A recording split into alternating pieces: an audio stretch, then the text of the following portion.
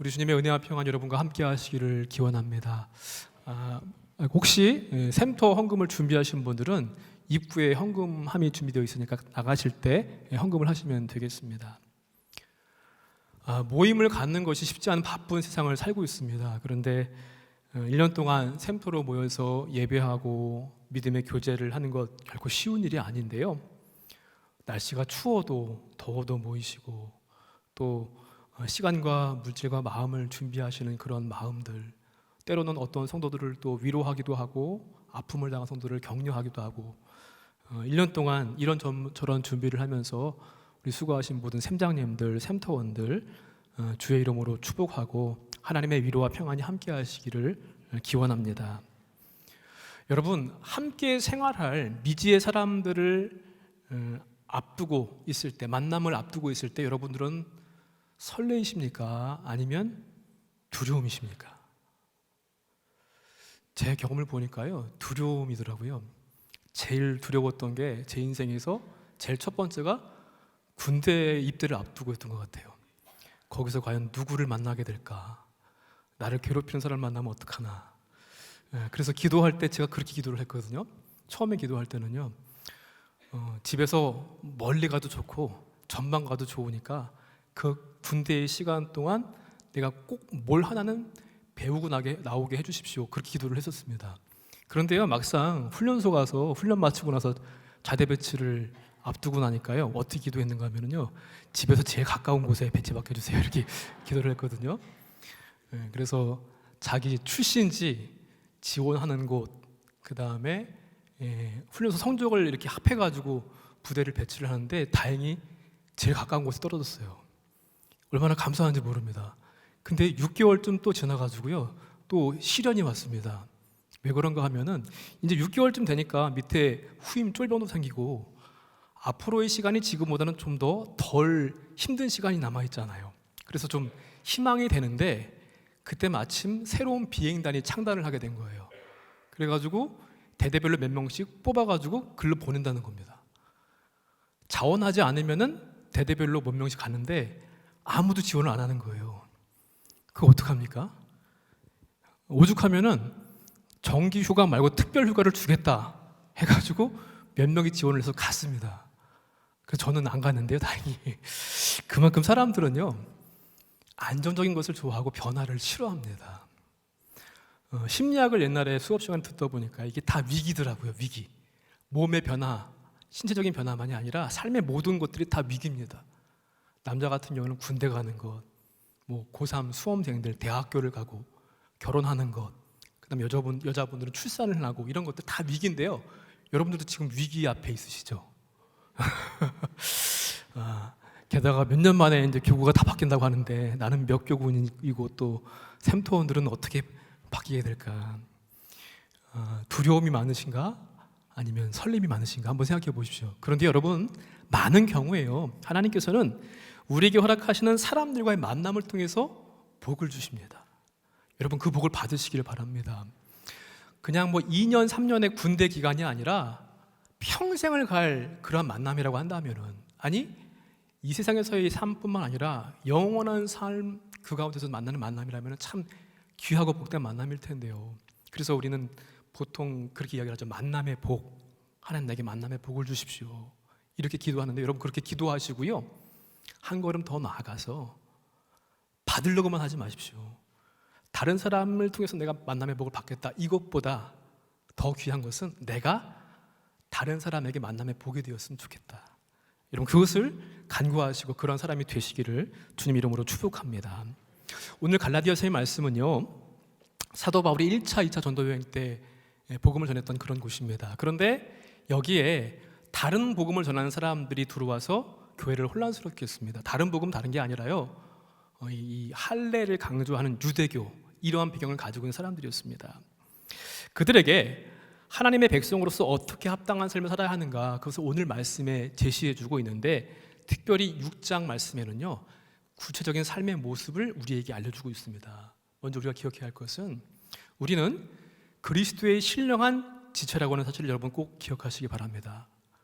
아멘이십니까? 예, 뭐라고요? 저와 여러분은 그리스도의 신령한 지체입니다. 우리 1절, 2절 말씀 함께 또 읽어보겠습니다. 형제들아, 사람이 만일 무슨 범죄한 일이 드러나거든 신령한 너희는 온유한 심령으로 그러한 자를 바로잡고 너 자신을 살펴보아 너도 시험을 받을까 두려워하라. 너희가 짐을 서로 지라. 그리하여 그리스도의 법을 성취하라. 아멘. 바울이 갈라디아 그리스도인들한테 이렇게 부릅니다. 형제들아라고 부르면서 신령한 너희는 이렇게 말씀합니다. 이 말을 다른 말로 표현을 빌린다고 한다면 성령의 인도대로 따르는 사람은, 성령으로 살아가는 사람은, 성령으로 행하는 사람은 그게 바로 저와 여러분이라는 겁니다. 그게 바로 우리 정체성인데, 내가 나같이 부족한 사람이 어떻게 신령한 지체가 될 수 있을까? 물론 우리는 다 죄인이고 부족합니다. 그렇지만 예수님께서 그러한 우리를 위해서 친히 십자가를 지시고 대신 죽으시고 우리를 위한 은혜를 베풀어 주셨기 때문에 우리는 부족하지만 신령한 지체가 되었습니다. 그러나 동시에 연약합니다. 그래서 죄를 범할 수도 있고요, 실수를 범할 수도 있습니다. 어떤 사람이 교회를 가리켜서 야전병원과 같다라고 그렇게 표현을 했더라고요. 전쟁이 끝난 다음에 야전병원을 한번 상상해 보시기 바랍니다. 교회, 또 우리 작은 교회라고 할 수 있는 샘터가 바로 그러한 곳입니다. 오늘날 우리 사회는 전쟁터와 같이 영적으로, 그래서 매일 상처를 입습니다. 그런데 야전병원은요, 시설이 잘 갖춰져 있는 일반 병원과는 다릅니다. 야전병원에 오는 사람들한테 왜 다쳤냐고, 어떻게 다쳤냐고 이거 묻지 않습니다. 그냥 묵묵히 다친 부위 아픔을 끌어안고 치료할 뿐입니다. 야전병원의 임무는요, 어떻게든지 그 사람을 살려가지고 가족의 품으로 돌려보내는 것이 야전병원의 임무입니다. 여기에는요, 의료기구나 의사, 의약품 이런 것도 턱없이 부족합니다. 그런데 부상병들은 야전병원에 오는 것만으로도 안정을 느낍니다. 편안함을 맛봅니다. 완벽한 치료 때문에 그런 것이 아니라 환자를 돌보는 의무병들이 있기 때문에 그렇습니다. 생명을 살리기 위해서 노력하는 군의관들과 한밤중에도 교대로 치료하고 돌보는 그 의무병들이 있기 때문에 덕분에 안식을 얻을 수가 있고 또 악은의 품 안에서 평안을 맛볼 수가 있는 곳입니다. 교회가 바로 그런 곳입니다. 또한 우리 샘터가 그런 곳인 줄로 믿습니다. 모두가 부족하지만 완벽하진 않지만 서로 함께하기 때문에 평안을 누릴 수 있는 곳입니다. 그래서 오늘 말씀이 그렇게 말씀합니다. 1절 말씀 보니까요, 사람이 어떤 죄에 빠진 것이 드러나면, 우리 지상의 교회는요 완벽할 수 없습니다. 요한계시록에 말씀하고 있는 천상의 교회와는 다르게 부족한 사람들이 모이는 곳이기 때문에 죄를 저지를 수도 있고요, 부족함 때문에 실수를 할 수도 있습니다. 또 그러한 사람들을 보게 되었을 때 그럼 어떻게 하는가? 2절에 그렇게 말씀합니다. 서로 짐을 지라. 그래서 그리스도의 법을 성취하라고 말씀하고 있는데요, 여러분, 죄 지은 사람들, 부족한 사람들, 실수한 사람들을 만났을 때 어떻게 합니까? 그냥 떼어내버리고 정죄하는 것이 능사가 아닙니다. 온유한 심령과 불쌍히 여기는 마음을 가지고 권면하여서 죄를 지은 사람은 돌이키게 해야 하고요, 돌보는 것, 그게 바로 신령한 우리들이 해야 할 일이라는 것입니다. 예수님께서 보여주신 모범처럼 서로 짐을 져야만 합니다. 여기서 짐이라고 한 단어를 보니까요, 한 사람이 도저히 감당할 수 없는 무게의 무거운 짐을 뜻하는 말입니다. 고통, 부담, 슬픔, 걱정 이런 것들을 함께 나누는 것입니다. 예수님도 그렇게 본을 보이셨고요, 예레미야의 말씀에서도 하나님이 원하시는 뜻은 그겁니다. 너희를 향한 나의 생각을 내가 하나니 평안이요 재앙이 아니니라. 너희에게 미래와 희망을 주는 것이니라. 정죄하고 비판하고 멸망시키는 것이 목적이 아니라 이게 서로 짐을 지고 회개하고 돌이키게 하고 격려하는 것, 이게 바로 우리가 그리스도의 지체된 우리가 해야 할 일인 줄로 믿습니다. 사랑하는 성도 여러분, 갈라디아 교인들은, 그리고 우리들은 지금 하나님의 백성이고 성령의 사람들이 되었습니다. 신령한 너희는 바로 저와 여러분입니다. 마땅히 연약한 지체들을 위해서 하나님께서 무엇을 하셨고 또 신령한 우리가 무엇을 하기를 원하시는 줄을 알아야 될 줄 믿습니다. 서로 짐을 지고 하나님의 말씀으로 권면하고 예수 그리스도의 사랑의 마음으로 기도하면서 그리스도의 법을 성취하시는 저와 여러분 되시기를 주님 이름으로 축복합니다. 두 번째로는요, 나 자신을 돌아보야만 합니다. 우리 3절부터 5절까지 말씀이면 또 함께 보겠습니다. 만일 누가 아무것도 되지 못하고 된 줄로 생각하면 스스로 속임이라. 각각 자기의 일을 살피라. 그리하면 자랑할 것이 자기에게는 있어도 남에게는 있지 아니하리니 각각 자기의 짐을 지을 것이라. 아멘. 스스로 나는 대단하다라고 착각하는 사람, 높은 위치에 있다고 생각하는 사람들, 바로 이 사람들은 교만한 사람들입니다. 갈라디아 교회에서 다른 복음을 전하고 있던 바로 그 사람들이었습니다. 그것은 바로 자신을 속이는 일입니다. 스스로 대단하다고 높이고 선하다고 생각하고 그런 순간 반성하고 회개할 기회를 놓치기 때문에 그만큼 불행한 사람은 없는 것입니다.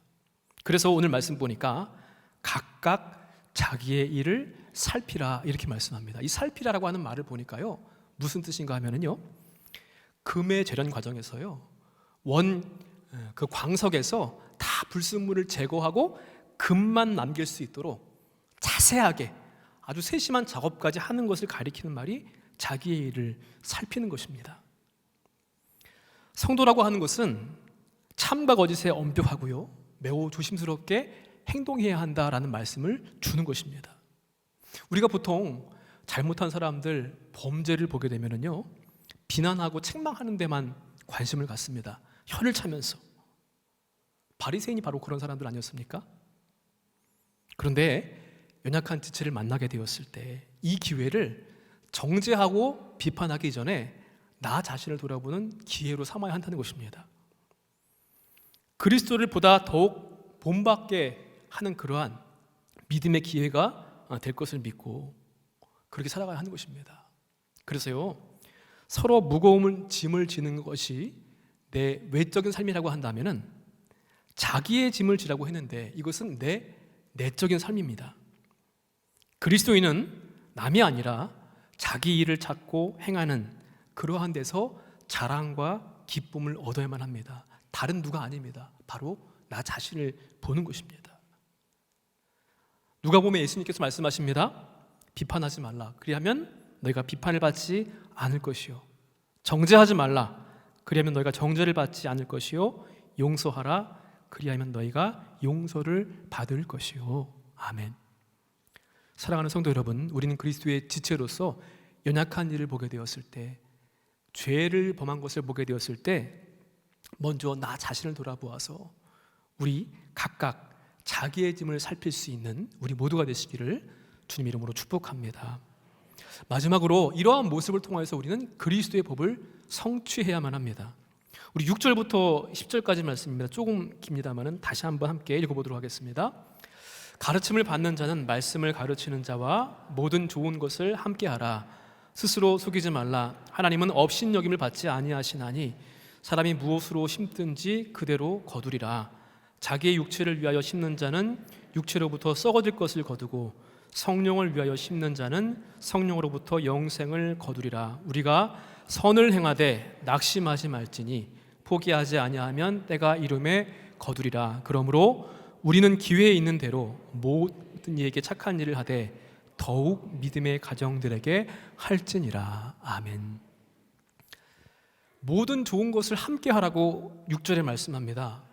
말씀을 전하는 사람이든 말씀을 듣는 사람이든 모든 좋은 것을 함께 하라고 했습니다.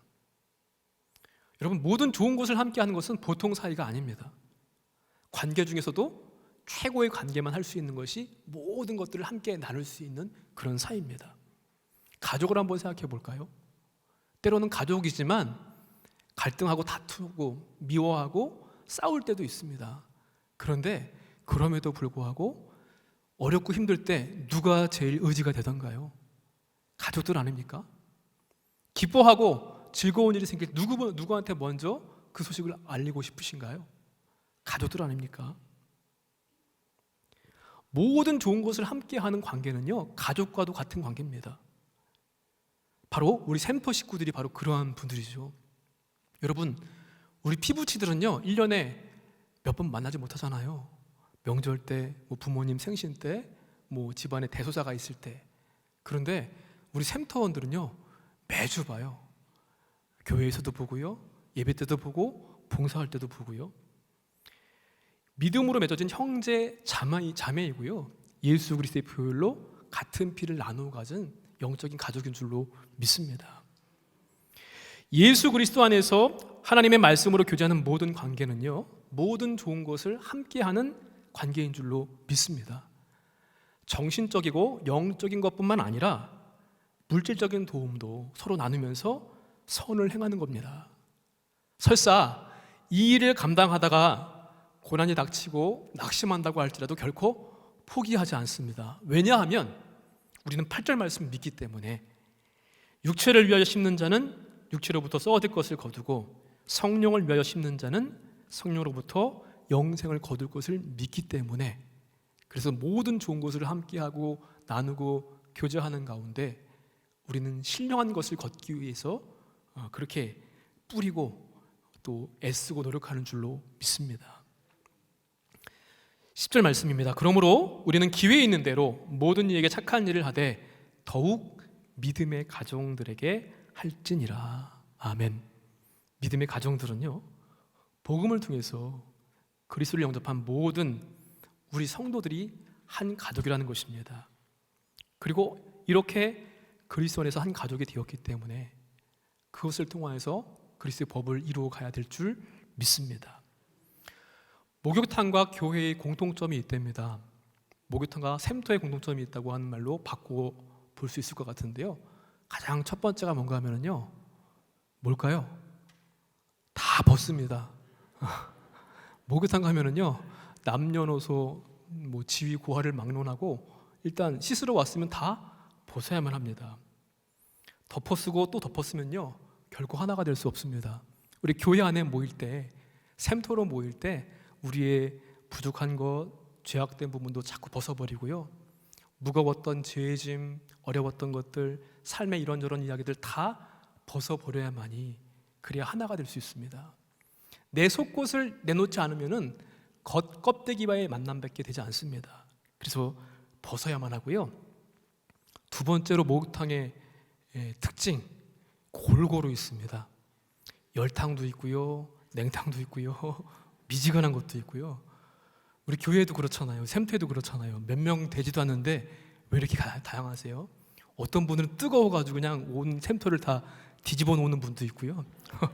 어떤 분들은 그냥 이것도 좋고 저것도 좋고 그냥 뜨뜻미지근한 분도 있고, 또 어떤 분들은 뭐 하자고 그러면은 이래서 안 되고 저래서 안 되고.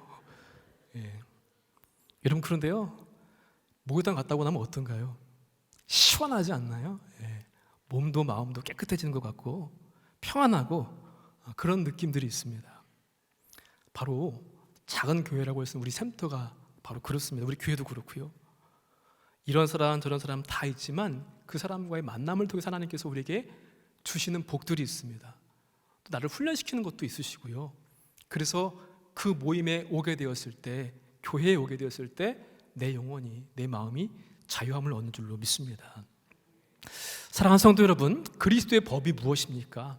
한마디로 하나님을 사랑하고 이웃을 사랑하는 것입니다. 특별히 믿음의 가정과 함께하는 것, 그것은 그리스도인의 의무이자 특권입니다. 근거는 어디에서 근거하느냐? 하나님께서 우리를 사랑하시기 때문에. 예수님이 친히 우리의 죄와 연약함에 동참해 주시고 우리를 위해서 십자가의 짐을 지셨기 때문에 가능한 일입니다. 나를 향하여는 정금을 단련하는 것처럼 그러한 심정으로 자기의 짐을 지고요, 우리 이웃을 향해서, 샘터원들, 우리 교우들을 향해서는 겸손으로 무거운 짐을 서로 나누어서 지는 것을 통해서 그리스도의 법을 이루는 것입니다. 하나님께서 우리를 만나게 해주셨습니다. 특별히 춘천중앙교회라고 하는 공동체를 통해서 만나게 해주셨고요, 또 우리가 속한 샘터라는 곳을 통해서 우리를 만나게 해주셨습니다. 그 만남을 통해서 복을 주십니다. 또 2025년도에도 복을 주실 줄로 믿습니다. 바라기는 하나님을 사랑하고 이웃을 사랑하는, 그래서 그리스도의 법을 성취함으로 말미암아 우리 모든 6개 교구가 되죠. 6개 교구의 모든 샘터원들마다, 우리 수tun형의 모든 성도들마다 그리스도의 법을 성취하신 우리 모두가 되시기를 주님의 이름으로 간절히 축원을 드립니다.